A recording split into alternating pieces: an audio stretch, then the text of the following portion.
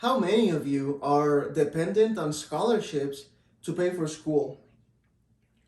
Or perhaps dependent on tuition assistance such as FAFSA?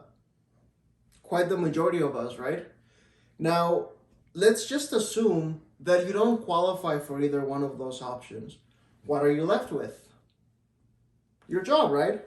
Now, let's just imagine that you only have 1 year left to work. And after that year is up, that's it. You're no longer employable. Not because you lack the experience or the knowledge, but because your employer can no longer legally keep you. It's a pretty awful situation to be in, right? Well, that is the situation that many DACA recipients are facing. But I'll explain a little about what DACA is. DACA stands for Deferred Action for Childhood Arrivals, and the DACA program was created during the Obama presidency in June of 2012, and it provided a reprieve from deportation for young people who came to the United States as children. And even though they are Americans at heart and the United States is all they've ever known, DACA does not provide official legal status or a pathway to citizenship for these individuals. It does, however, allow them to be lawfully present without the threat of deportation.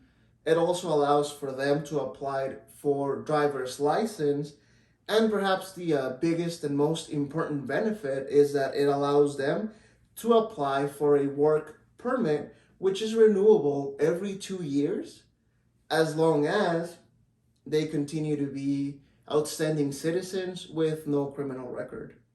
That is the DACA program in a nutshell. Now, obviously, we're all students here, and I understand that we all struggle. I get it, I really do.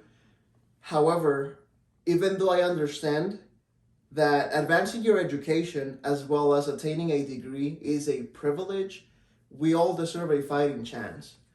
And that is the reason why today I will talk to all of you about the importance of DACA recipients on the front lines of the coronavirus pandemic, their impact on the community, as well as how we can provide a permanent solution for this group of individuals.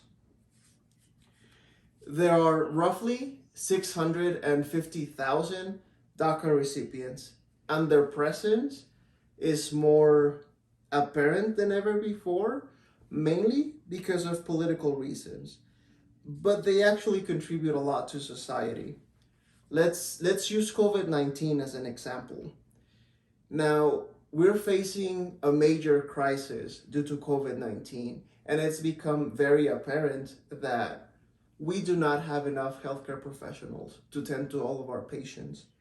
And according to the Center for American Progress, about 27,000 healthcare workers, such as nurses, are DACA recipients who are fighting on the front lines of the coronavirus response.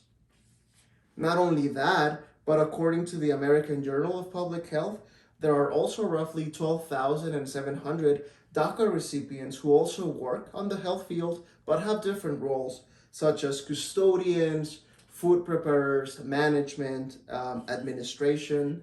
Roughly 1,700 of them work in residential facilities, such as nursing home.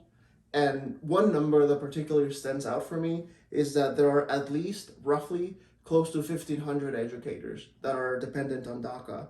Not to mention that there are thousands of DACA recipients who are also just studying and advancing their education in the hopes of attaining a college degree, just like all of us here today. So as you can see, this group of individuals contribute greatly to society. They pay taxes just like all of us. And despite that, the Trump administration has attempted countless of times to end the program, despite of the fact that it would be disastrous for the economy and for the healthcare field. Now, they have not succeeded. However, as of July, they did manage to cut the time frame from 2 years to just 1 year. Now, as of the 4th of December, a judge ordered the Trump administration to reinstate the DACA program to its original state, But the reality of things is that that might not even happen. And the reason for that is because, according to the National Immigration Forum, the Trump administration has used the DACA program as nothing more than a political bargaining chip. And the reality of things, we might face the same fate under Joe Biden unless we provide this group of people with a permanent solution. For example, the DREAM Act. Now, in its simplest term, and to quote the American Immigration Council, the DREAM Act is a legislative proposal which would provide this group of individuals with a pathway to citizenship as long as they fulfill one of three requirements. The first one, they would have to attain a college degree, such as a bachelor's. Second option would be for them to work for an employer for 3 years, 3 consecutive years or longer. And the third and final option would be for them to join the armed forces. Now, if the DREAM Act is approved, we would have healthcare workers, educators, and not to mention dreamers who are actually interested in joining the military. Now, according to the Military Officers Association of America, as long as 61,000 dreamers can use military service as a path to citizenship, if there are legislative solutions put into place, obviously. On the other hand, imagine that their work permit gets revoked. Then you would lose so many educators, so many workers that are moving the economy, and not to mention healthcare providers such as nurses. Now, we are facing a national shortage of nurses, so even losing one would be a calamity. If you're interested in helping DACA recipients with their renewal fees, or if you want to know how you can get in touch with members of Congress so that we can pass the DREAM Act, you can access www.ywca.org/pass the DREAM Act.